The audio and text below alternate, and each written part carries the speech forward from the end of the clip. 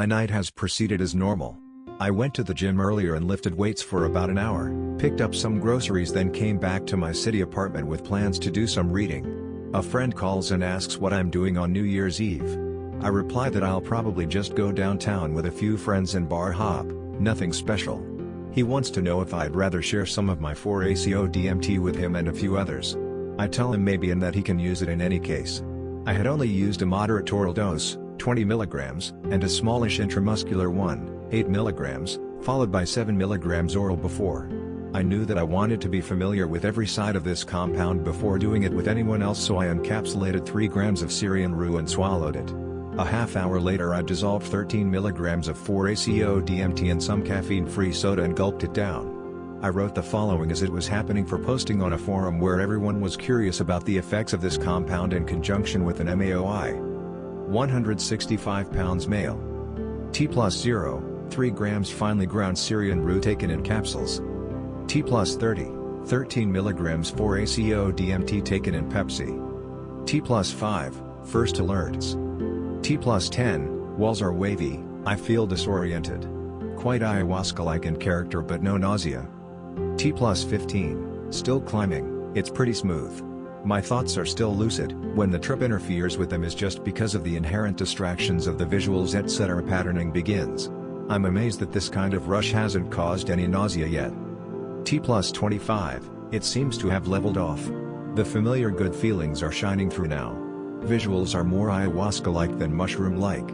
However, they are very similar to the few Syrian Rue/mushroom trips I've had, which were also ayahuasca-like. The general feeling of the trip is likewise similar. T plus 45, eyes watering quite a bit. The intense patterning is gone. It's a very sleepy/dreamy state just like ayahuasca. I keep expecting the surges of ayahuasca but the feeling remains constant. Almost indistinguishable really, minus the work and nausea.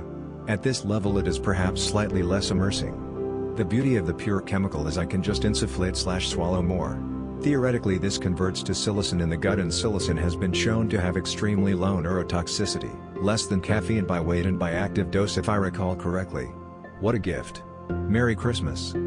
I was surprised to find the effects taking a slight decline by 45 minutes after dosing. It seems that while 3 grams of Syrian Rue most definitely changed 4-AcO-DMT's qualitative effects, it didn't provide that significant a boost to its expected quantitative effects for me, though it is possible the dose/response curve grows very steep above 20 mg or greater, I don't know. I most definitely could have been experiencing tolerance issues as well, having used the compound just 2 days earlier. I listened to some music and do some reading for about an hour before growing dissatisfied with the low-intensity experience. This will not properly prepare me to keep my shit together while first-timers are using. I prepare approximately 5 mg for insufflation. The mothball-like smell is disgusting but the burn is very minor. It takes less than 2 minutes before the trip starts ramping up.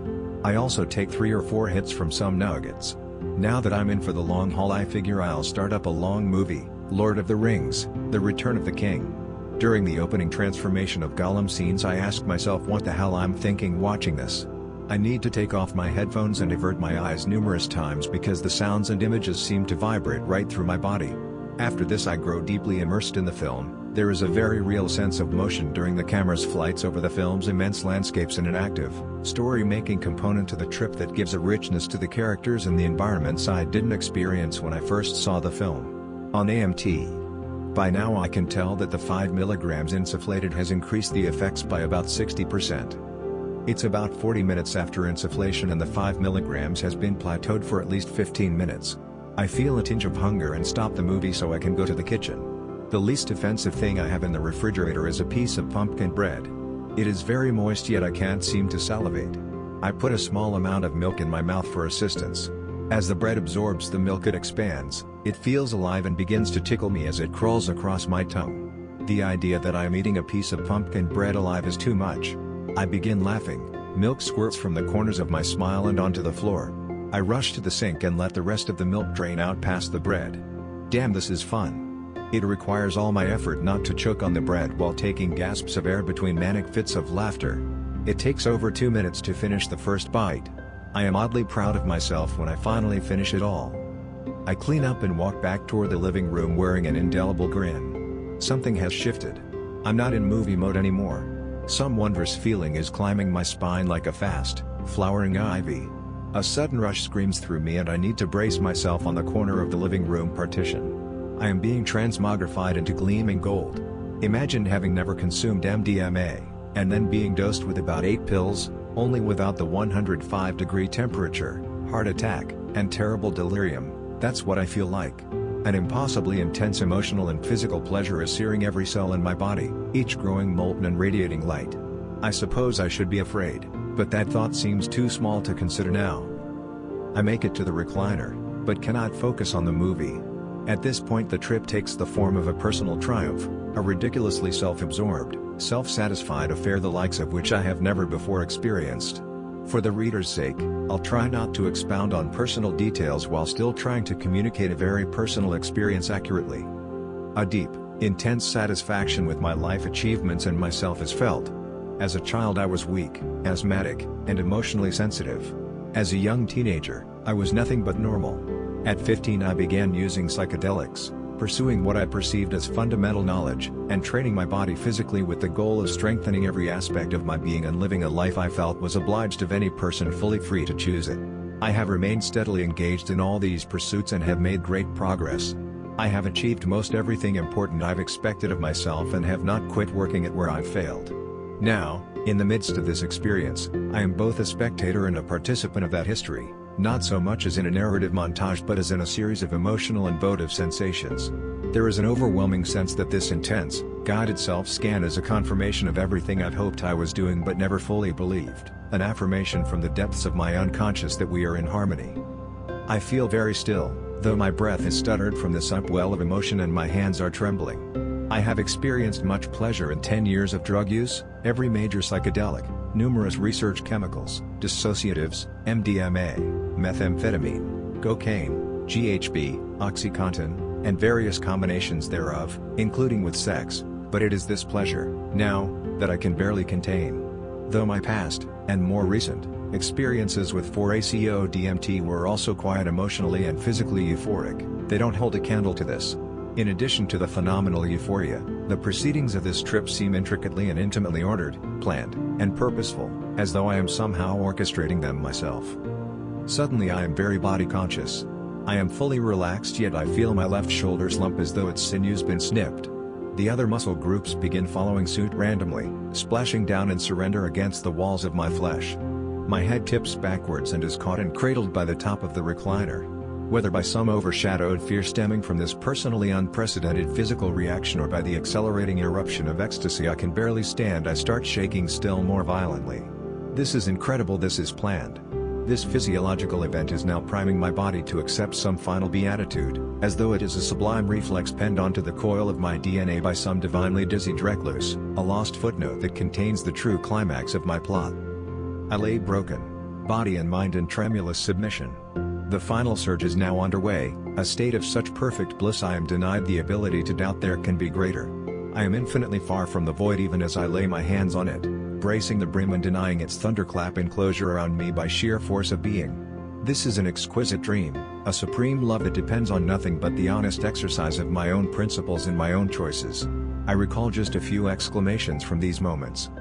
Every second is thrilling. There is nothing wrong. There is no person I'd rather be. Strangely all cliché, not at all the poetry expected of this brilliant flash in time, and all said by others and myself in far lesser moments, but it is only now that they are felt with such absolute conviction and certainty. From the beginning of this strange acceleration of the experience, 20 minutes out of step with the onset of the insufflated 4-AcO-DMT, about 15 minutes have elapsed. But this rocket is now caught in gravity's rainbow. It begins with a mild sickness in my chest. My limbs and eyes grow heavy and my head grows light. I've been sick from dehydration and unbearable heat, I've been unable to take another step up a Himalayan mountainside, but never have I been so exhausted in every dimension of my being as I am growing now. I try to walk over to the couch so I can lie down but my legs buckle and I crawl. I make it to the couch and lie down. I stretch out and realize, no joke, my testicles are aching. I laugh weakly at this. I guess I really shouldn't be surprised that an egogic blastoff would be fueled by every last drop of testosterone my body could muster. I begin to feel the depression of a chemical imbalance, not unlike an MDMA crash. The experience has depleted every reserve I had. I've never experienced anything like this. I did not expect something so physically demanding from this compound. Prior experiences certainly couldn't have predicted it. The depression invites my impatient criticality to seep in, until now barred entrance by the experience's monolithic presence. The first stirs of doubt begin at the periphery of my thoughts. It seems to be a disembodied whisper rather than a product of my own efforts. Narcissistic, undeserved tribe. You're deluded. Self-love is capable of all the deceits of any love, but it's all the more cunning because its necessary intimacy with self-knowledge means it can capitalize on all the deficits you know you have in your introspective discernment of the truth. It's no wonder you were so taken by it. These attempts to knock down the experience don't hurt though. In fact, they seem both natural and expected. The mania has left me, but the impression of purpose and harmony that had given form to that episode remains for me now. There is a strange satisfaction in my exhaustion, sickness, and despondency for being somehow expected, for being a precise prediction that has been realized. The sickness is superficially distressing, but on this deeper level it is consoling. It all seems planned for in advance, not in the manner of a synchronicity but in the manner of a choice made by a knowing but subconscious aspect of myself/ourselves, the results of the tacit activities of which I think we sometimes mistakenly call synchronicities simply because we don't suspect our own mind's sleight of hand conjurations. Without this intuitive assurance that the experience was in some way intelligently mediated, I would now be thanking whatever God there might be that it didn't cause a seizure or massive brain damage. Better do it just in case. I continue lying down, contemplating the experience, shifting into new, immensely palliating body positions every time the sickness wells up, and thereby remain largely content.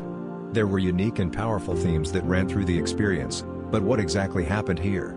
I have experienced rapture 4 times prior, but the experiences were all qualitatively different than this one. While each had its own unique character, they were all far more impersonal in content.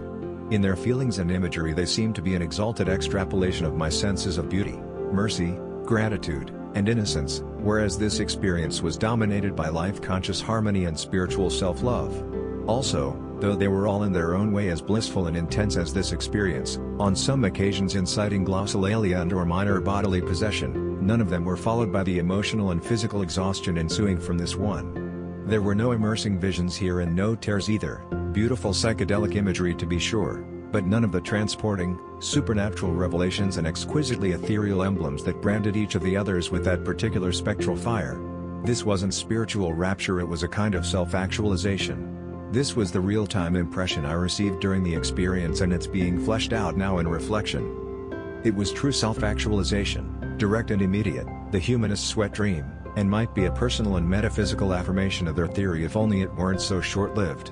A perceived union of who I am at my deepest levels with an actualized self-concept, my body, life, and mind and vitalic fusion, coiled together in a nuclear filament housed in an experiential flashbulb. This was not a union with that archaic notion, the id, some transgressive self or seething body animal, but with that thinking, active aspect that splices metaphors into the broken narratives of our dreams and betrays our true feelings through the language of our bodies. It demanded utter surrender, used me as a battery, and borrowed from everything in me. My cinched synapses and blown fuse of a body whine for over 2 hours before they feel recharged. Though the effects are gone by T+9 hours, I am enormously tired, and I take 50 milligrams of diphenhydramine to aid in sleep. I remain unable to sleep until 6 a.m., fully 11 hours after my initial dose. Despite the fact that I believe a large, quasi-independent psychological event took place during the trip, it is obvious to me that it would not have been able to occur without the 4-AcO-DMT. I find the dosage regimen employed here very interesting because the only other 2 times I've used it with an extremely similar combination of drugs, Syrian Rue and Mimosa hostilis, resulted in ego death. I begin with a slower-acting oral dose, in the case of the ayahuasca by first using a boiled-down, dry, encapsulated mimosa extract that gets absorbed far more slowly into the body than its liquid form. Once those effects plateau, I then redose using a method of administration with a faster onset, here insufflation, and in the ayahuasca sessions the oral liquid extract. That, in me, using this dosage regimen with 2 very similar psychedelics elicited 2 very different, perhaps even diametrically opposed results. Ego death and ego union I take as further evidence of intervention by some major psychological event. DMT, 5-AcO-DMT, and the 4-position DMTs seem more directly tied to ego effects than other psychedelics in my personal experience as well. Whether the ego union interpretation is true, partially true, or some delusion fed by a drug-addled, madcap enthusiasm and numerous suggestive coincidences I do not know. I have returned essentially to normal as one can be with such memories in their head anyway, and have continued with my life in the same manner I had been. I feel grateful and privileged to have been so fortunate as to experience an intensity of self-being I've no doubt is usually only squeezed out by the grip of death, if even then. Whether I have really been changed remains to be seen. It was only 4 months ago that I last experienced such an intense event, and only 6 months before that 2 of the prior 4 rapturous experiences. After 10 years of psychedelic use, I seem to be growing prone to the beatific, and my psyche has thankfully adapted resilience to some common after effects of these things. I haven't joined any cults, tried starting my own, talked to interdimensional aliens, or made any prophecies. My quotidian existence remains the same except for an occasional revelry regarding the experience I sometimes find myself lost in. I don't think I'll be using the substance for a while, or if I do it will be a low dose. Though I feel emotionally fine and my thoughts are quite clear, my soul feels frayed. I will require at least a month to recover fully and be ready for another jaunt with this wondrous compound, most likely in combination with a phenethylamine. My intuitions and my past history of experiences tell me that something particularly like this will not happen again soon, if ever.